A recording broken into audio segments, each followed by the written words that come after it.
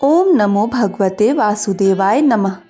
प्रिय भक्तों, भगवान बृहस्पति देव की पूजा अर्चना के लिए बृहस्पतिवार को व्रत करके बृहस्पतिवार की व्रत कथा को पढ़ने अथवा किसी दूसरे स्त्री पुरुष द्वारा सुनने की प्राचीन परंपरा है। बृहस्पतिवार का व्रत करने और व्रत कथा सुनने से स्त्री पुरुषों की सभी मनोकामनाएं पूर्ण होती हैं। इस व्रत से धन संपत्ति की प्राप्ति होती है, निसंतानों को पुत्र प्राप्ति होती है, परिवार में सुख शांति बनी रहती है, सभी आनंद पूर्वक रहते हैं। बृहस्पतिवार को सूर्योदय से पहले उठकर स्नान आदि से निवृत्त होकर भगवान बृहस्पति देव का स्मरण करते हुए व्रत का आरंभ करना चाहिए। उपासक को घर के किसी कक्ष में छोटा अथवा बड़ा पूजा स्थल बनाकर उसमें भगवान बृहस्पति देव की प्रतिमा की स्थापना करनी चाहिए। घर के समीप किसी मंदिर में जाकर भी भगवान बृहस्पति देव की पूजा की जा सकती है। भगवान बृहस्पति देव पूजा में पीले रंग के पुष्प और पीले रंग की सामग्री को विशेष रूप से पसंद करते हैं, इसलिए स्नान के बाद पीले रंग के वस्त्र धारण करने का विशेष महत्व बताया गया है। पीले रंग के पुष्प, केले और पीले चंदन से भगवान बृहस्पति देव की पूजा का विधान है। बृहस्पतिवार के व्रत में उपासक को पूरे दिन में एक ही समय भोजन करना चाहिए। व्रत करने वाले पुरुष बृहस्पतिवार को दाढ़ी व सिर के बाल न कटवाएं। पूजा के समय बृहस्पति देव से जो मनोकामना प्रकट की जाती है वे उस मनोकामना को पूर्ण करते हैं। इस व्रत में व्रत कथा को पढ़ने और श्रवण करने का विशेष महत्व है। तो दोस्तों, ये थी व्रत के महत्व एवं विधि। आइए अब श्रवण करते हैं श्री बृहस्पतिवार व्रत कथा का। बहुत समय पहले की बात है। भारतवर्ष में एक राजा राज्य करता था। वह अति प्रतापी एवं दानी था। वह प्रतिदिन मंदिर में भगवत दर्शन करने जाता था और गुरु और ब्राह्मण की सेवा भी करता था।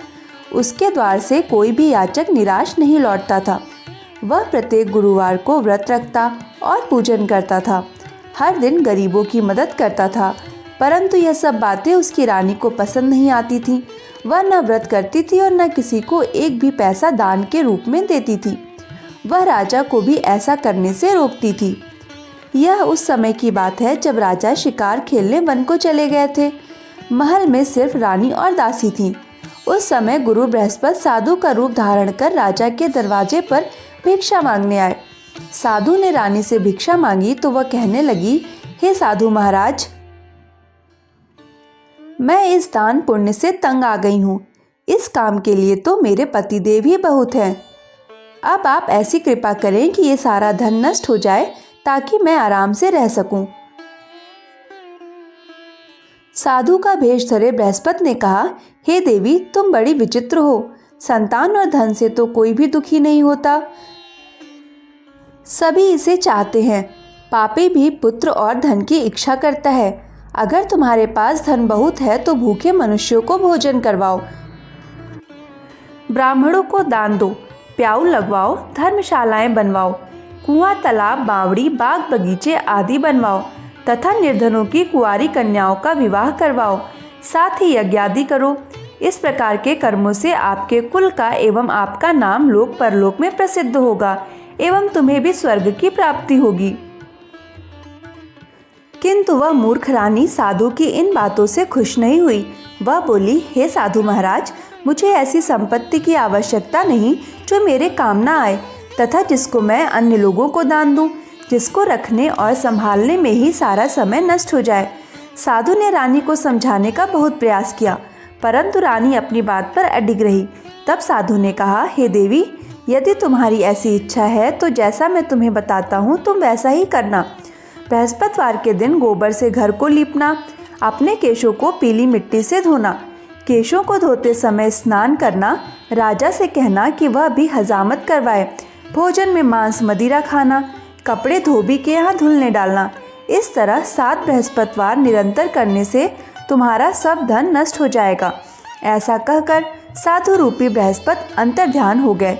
रानी ने साधु के कहे अनुसार ही 7 बृहस्पतिवार वैसा ही करने का विचार किया। साधु के बताए अनुसार करते हुए उसे केवल 3 बृहस्पतिवार ही बीते थे कि उसकी समस्त धन संपत्ति नष्ट हो गई। भोजन के लिए भी परिवार तरसने लगा तथा सांसारिक भोगों से दुखी रहने लगे। इस प्रकार के अभावग्रस्त जीवन से तंग आकर एक बार राजा रानी से कहने लगा कि हे रानी, तुम यहाँ पर रहो, मैं दूसरे देश को जाता हूँ, क्योंकि यहाँ पर मुझे सभी मनुष्य जानते हैं, इसलिए मैं यहाँ कोई कार्य नहीं कर सकता। देश चोरी परदेश भीख के समान है। ऐसा कहकर राजा परदेश चला गया। वहाँ जंगल से लकड़ी काट कर लाता है और उन्हें शहर में बेचकर जीवन यापन करने लगा। राजा के जाने के पश्चात इधर उसके बिना रानी और दासियां दुखी रहने लगीं। किसी दिन भोजन मिलता तो किसी दिन जल पीकर ही रहना पड़ता। एक समय रानी और दासियों को 7 दिन बिना भोजन के व्यतीत हो गए। तो रानी अपनी दासी से बोली, हे दासी, यहाँ पास ही के नगर में मेरी बहन रहती है जो बहुत धनवान है, तो उसके पास जा और वहाँ से 5 सेर बेझर मांग कर ले आ, जिसे कुछ समय के लिए गुजार बसर हो जाएगा। दासी उसकी बहन के पास गई। बृहस्पतिवार का दिन था। रानी की बहन उस समय ध्यान मग्न होकर पूजा कर रही थी। दासी ने रानी की बहन से कहा, हे रानी, मुझे आपके पास आपकी बहन ने भेजा है, मुझे 5 सेर बेझर दे दो। दासी ने अपनी बात अनेक बार कही, परंतु रानी की बहन ने कोई उत्तर नहीं दिया, क्योंकि वह उस समय बृहस्पतिवार की कथा सुन रही थी। रानी की बहन से जब दासी को कोई उत्तर नहीं मिला तो वह अति दुखी हुई। उसे क्रोध भी बहुत आया। लौटकर वह रानी से बोली, हे रानी, आपकी बहन तो बहुत धनी स्त्री है, परंतु वह बहुत घमंडी भी है। वह छोटे लोगों से बात भी नहीं करती। 5 सेर बेझर देने के लिए मैंने उससे बहुत कहा, परंतु उसने कोई उत्तर नहीं दिया। इस प्रकार मुझे निराश एवं खाली हाथ लौटना पड़ा। रानी बोली, हे दासी, इसमें मेरी बहन का किसी प्रकार को कोई दोष नहीं है। जब बुरे दिन आते हैं तब कोई सहारा नहीं देता, अपने पराये हो जाते हैं। अच्छे बुरे का ज्ञान विपत्ति में ही होता है। जो ईश्वर की इच्छा होगी वही होगा, यह सब हमारे भाग्य का दोष है। उधर पूजा समाप्त होने के पश्चात रानी की बहन ने सोचा कि मेरी बहन की दासी आई थी, परंतु मैंने उसे कोई उत्तर नहीं दिया, इससे वह बहुत दुखी हुई होगी। कथा सुनकर तथा विष्णु भगवान का प्रसाद ग्रहण कर वह अपनी बहन के घर गई तथा बोली, हे बहन, मैं बृहस्पतिवार का व्रत कर रही थी, तुम्हारी दासी आई, परंतु कथा समाप्त होने से पूर्व न उठते हैं और न बोलते हैं, इसलिए मैं नहीं बोली। बताओ, दासी किस कार्य से मेरे पास गई थी? रानी बोली, बहन, हमारे घर अनाज नहीं था तथा राजा परदेश गए हुए हैं। वैसे तुमसे तो कोई बात छिपी नहीं है, इस कारण मैंने दासी को तुम्हारे पास 5 सेर बेझर लेने के लिए भेजा था। इस पर रानी की बहन बोली, हे बहन, बृहस्पति भगवान सबको मनवांछित फल देते हैं। देखो, शायद तुम्हारे घर के किसी कोने में अनाज रखा हो। यह सुनकर रानी की दासी घर के अंदर गई तो वहाँ एक घड़ा बेझर का भरा मिला।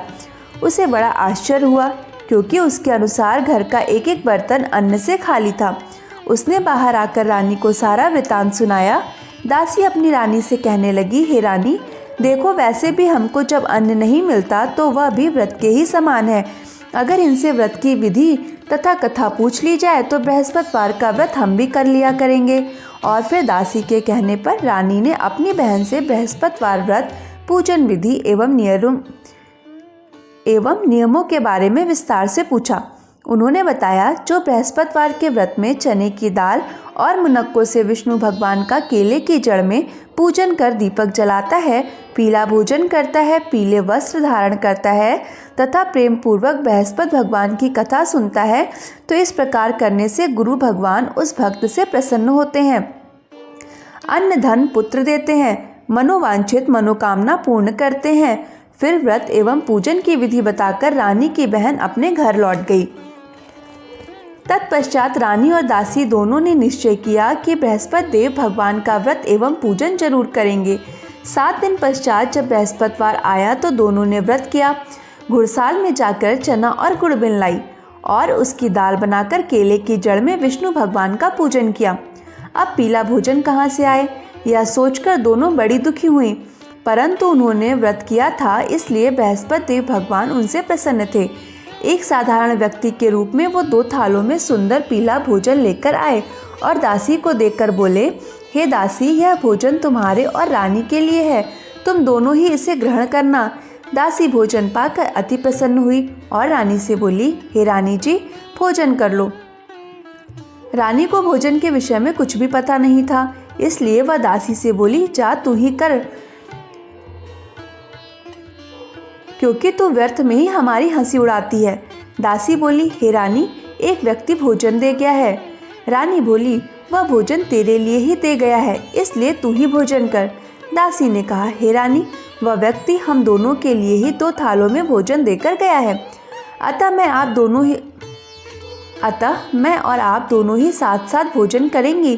फिर दोनों ने गुरु भगवान को धन्यवाद एवं नमस्कार कर भोजन प्रारंभ किया। उसके बाद से दोनों प्रत्येक बृहस्पतिवार को गुरु भगवान का व्रत और पूजन करने लगी। बृहस्पति भगवान की कृपा से उन दोनों की भोजन एवं धन की कमी दूर हो गई, परंतु रानी फिर से पहले की तरह आलस्य करने लगी। तब दासी ने कहा, हे रानी, आप पहले भी इस प्रकार आलस्य करती थीं। आपको धन संभालने एवं दान देने में कष्ट होता था, इसी कारण सभी धन नष्ट हो गया और हमारी ऐसी दुर्दशा हो गई। अब गुरु भगवान की कृपा से धन मिला है तो आपको फिर आलस्य हो रहा है, इसी कारण सभी धन नष्ट हो गया और हमारी ऐसी दुर्दशा हो गई। अब गुरु भगवान की कृपा से धन मिला है तो आपको फिर आलस्य हो रहा है। बड़े कष्टों के बाद आपने यह धन पाया है, इसलिए आपको दान पुण्य करना चाहिए, भूखे मनुष्यों को भोजन करवाना चाहिए, ब्राह्मणों को दान देना चाहिए और प्याऊ लगवाना चाहिए, कुआं, तालाब, बावड़ी आदि का निर्माण करवाना चाहिए, कुंवारी कन्याओं का विवाह करवाना चाहिए और मंदिर पाठशाला बनवाकर दान देना चाहिए। धन को शुभ कार्यों में खर्च करना चाहिए, जिससे आपके कुल का सम्मान बढ़े तथा आपको स्वर्ग प्राप्त हो एवं आपके पितृ प्रसन्न हो। दासी की बात मानकर रानी ने इसी प्रकार के कर्म करने प्रारंभ किए।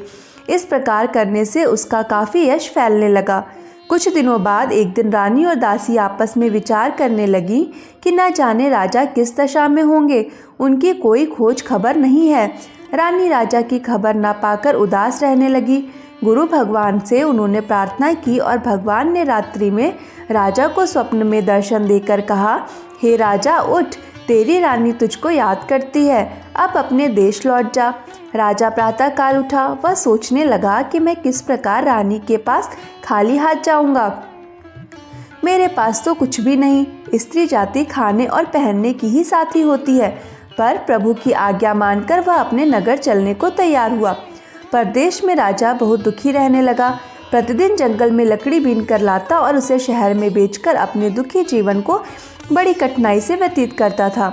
एक दिन राजा दुखी होकर अपने पुराने दिनों को याद करके रोने लगा। उस जंगल में बृहस्पति देव एक साधु का रूप धरकर आए और राजा से बोले, हे लकड़हारे, तुम इस बियावान जंगल में किस चिंता में बैठे हो, मुझे बतलाओ। यह सुनकर राजा की आंखों में आंसू भर आए और वह साधु को प्रणाम करके बोले, हे प्रभु, आप सब कुछ जानने वाले हैं। इतना कहकर राजा ने साधु को अपनी समस्त व्यथा सुना दी।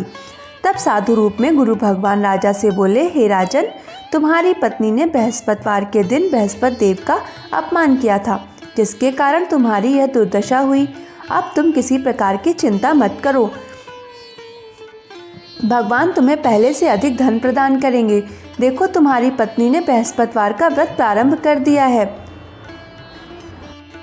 अब तुम भी बृहस्पतिवार का व्रत करके चने की दाल व गुड़ जल के लोटे में डालकर केले का पूजन करो।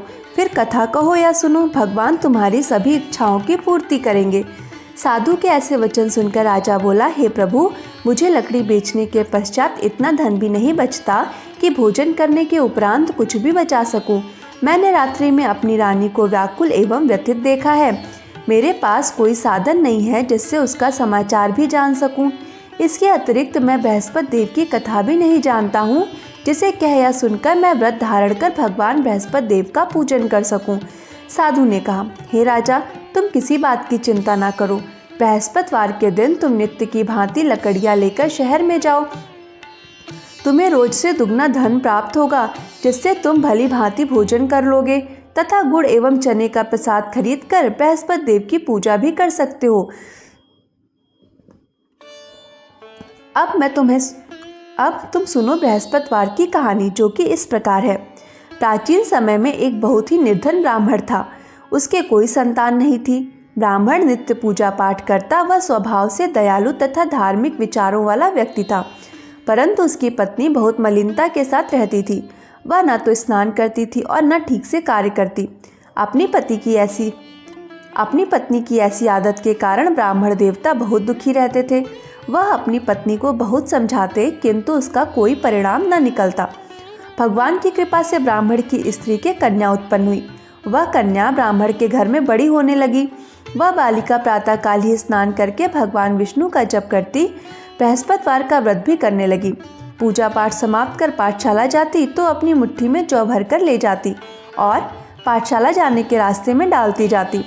भगवान बृहस्पति देव की कृपा से वही जौ स्वर्ण के हो जाते तो लौटते समय उनको बिनकर घर ले आती। एक दिन वह बालिका सूप में उन सोने के जौ को फटक कर साफ कर रही थी।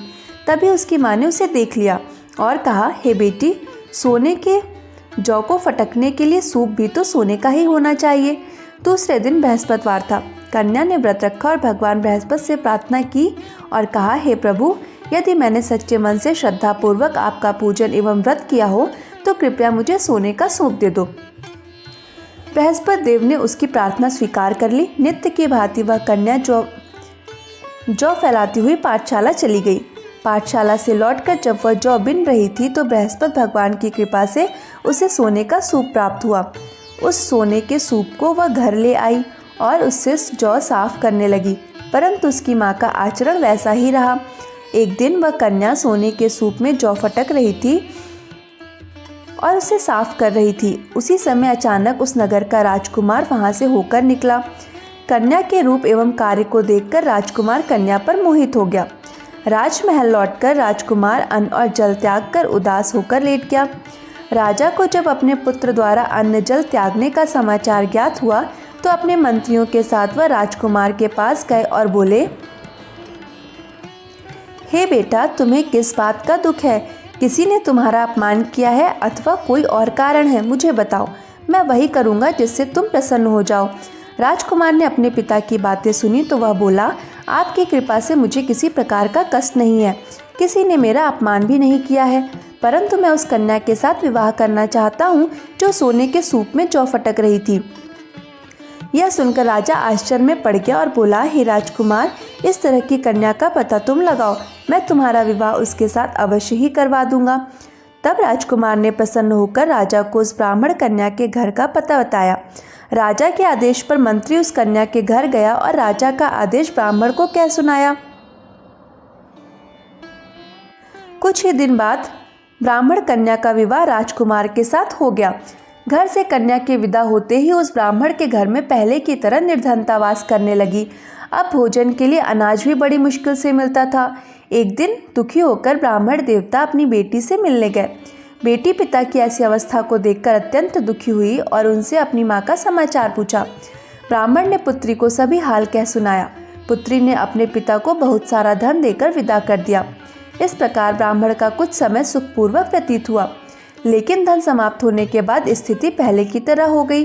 ब्राह्मण फिर अपनी पुत्री के यहाँ गया और उससे सभी हाल कह सुनाया। पुत्री बोली, हे पिताजी, आप अपने साथ माताजी को यहाँ ले आओ, मैं उन्हें वह विधि बता दूंगी जिससे दरिद्रता दूर हो जाएगी।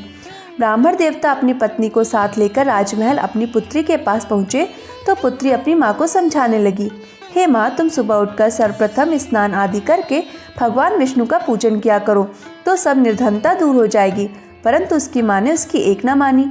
वह सुबह उठकर सर्वप्रथम अपनी पुत्री का बचा जूठन खा लेती थी। एक दिन उसकी बेटी को अपनी माँ पर बहुत गुस्सा आया। उसने एक रात एक कोठरी से सारा सामान निकालकर अपनी माँ को उसमें बंद कर दिया। प्रातः कोठरी से अपनी माँ को निकालकर तथा स्नान आदि करा के पूजा पाठ करवाया तो उसी माँ की बुद्धि ठीक हो गई। इसके बाद वह प्रतिदिन पूजा पाठ करती और प्रत्येक बृहस्पतिवार को व्रत भी करने लगी। इस व्रत के प्रभाव से उसकी माँ भी अत्यंत धनवान तथा पुत्रवती हो गई और बृहस्पति देवता की कृपा से वृद्धावस्था में मृत्यु को प्राप्त कर स्वर्ग को गई। वह ब्राह्मण भी सुखपूर्वक इस लोक का सुख भोग कर स्वर्ग को प्राप्त हुआ। इस प्रकार कहानी कहकर साधु देवता वहां से अंतर्ध्यान हो गए। धीरे धीरे समय बीतता गया तथा बृहस्पतिवार का दिन आ गया। लकड़हारा रूपी राजा जंगल से लकड़ी काटकर किसी शहर में बेचने गया। आज उसे और दिनों से अधिक धन मिला। राजा ने चना गुड़ आदि लाकर भगवान विष्णु का पूजन किया तथा बृहस्पतिवार का व्रत किया। उस दिन से उसके सभी कष्ट दूर हो गए, परंतु अगले बृहस्पतिवार को वह व्रत करना भूल गया। इस कारण बृहस्पति भगवान उससे रुष्ट हो गए। उस दिन उस नगर के राजा ने विशाल यज्ञ का आयोजन किया तथा अपने समस्त राज्य में घोषणा करवा दी कि कोई भी मनुष्य अपने घर में भोजन न बनाए और आग भी न जलाए। सब लोग मेरे यहाँ भोजन करने आए। इस आज्ञा को जो नहीं मानेगा उसको सूली पर लटका दिया जाएगा। राजा की आज्ञा अनुसार राज्य के सभी निवासी राजा के भोग में सम्मिलित होने गए, परंतु लकड़हारा कुछ विलंब से पहुंचा, इसलिए राजा उसको भोजन कराने अपने साथ महल ले गया। जब राजा लकड़हारे को भोजन करा रहे थे तो रानी की दृष्टि उस खूंटी पर पड़ी जिस पर उसका नौलखा हार टंगा हुआ था। उसे हार खूंटी पर लटका नहीं दिखाई दिया। रानी को निश्चय हो गया कि मेरा हार इस लकड़हारे ने ही चुराया है। उसी समय रानी की जिद पर राजा ने सैनिक बुलवाकर लकड़हारे को जेल में डलवा दिया। जेल खाने में बंद हुआ लकड़हारा बहुत दुखी होकर विचार करने लगा कि न जाने कौन से पूर्व जन्म के कुकर्म से मुझे यह दुख प्राप्त हुआ है। जेल में बंद लकड़हारा भगवान बृहस्पति को याद करने लगा। तत्काल बृहस्पति देव साधु के रूप में प्रकट हो गए और उसकी दशा देखकर कहने लगे, अरे मूर्ख, तू बृहस्पतिवार को बृहस्पति देव की कथा एवं व्रत करना भूल गया, इसी कारण तुझे दुख प्राप्त हुआ है। अब किसी प्रकार की चिंता मत कर। बृहस्पतिवार के दिन जेल खाने के दरवाजे पर तुझे 4 पैसे पड़े मिलेंगे। तू उन पैसों को प्रसाद मंगवाना, भगवान बृहस्पति का पूजन एवं कथा कहना, कथा का प्रसाद स्वयं भी ग्रहण करना तथा दूसरों को भी खिलाना। इस प्रकार करने से तुम्हारे सभी कष्ट दूर हो जाएंगे। अगले बृहस्पतिवार राजा को जेल के द्वार पर 4 पैसे मिले। राजा ने पूजा का सामान मंगवाकर कथा कही और प्रसाद बांटा। उसी रात बृहस्पति देव ने उस नगर के राजा को सपने में दर्शन देकर कहा कि हे राजा, तूने जिस आदमी को जेल खाने में बंद कर रखा है वह निर्दोष है, वह राजा है, उसे छोड़ दो। रानी का नौलखा हार उसी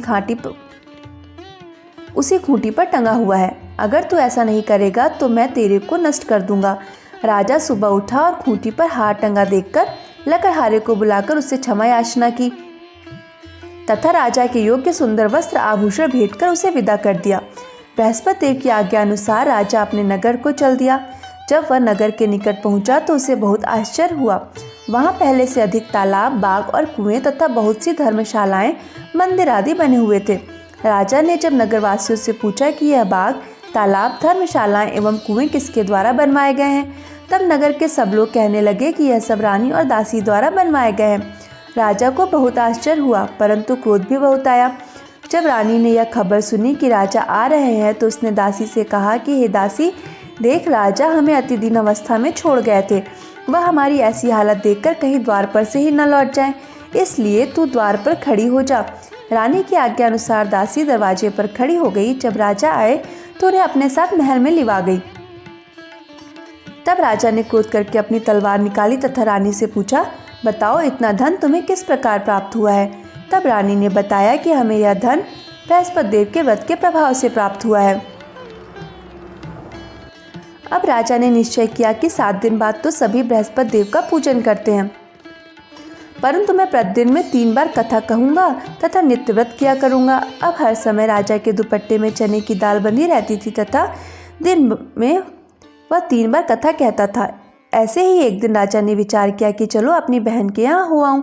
ऐसा निश्चय कर राजा घोड़े पर सवार होकर अपनी बहन के यहाँ चल दिया। मार्ग में उसने देखा कि कुछ आदमी एक मुर्दे को लिए जा रहे हैं। उन्हें रोककर वह कहने लगा कि अरे भाइयों, कुछ देर मेरी बृहस्पति की कथा सुन लो।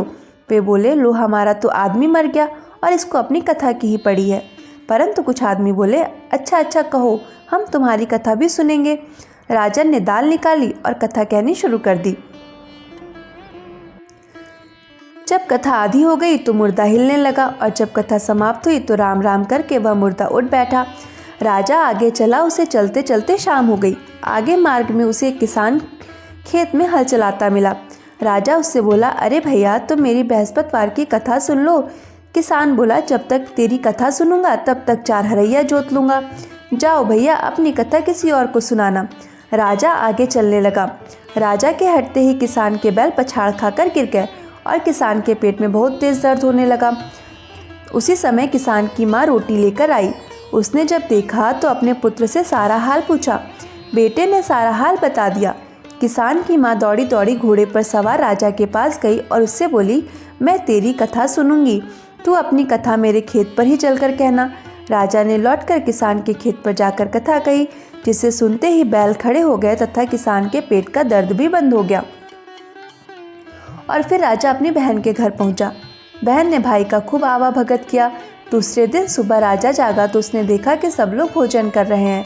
राजा ने अपनी बहन से जब पूछा कि ऐसा कोई सा मनुष्य है जो भोजन न किया हो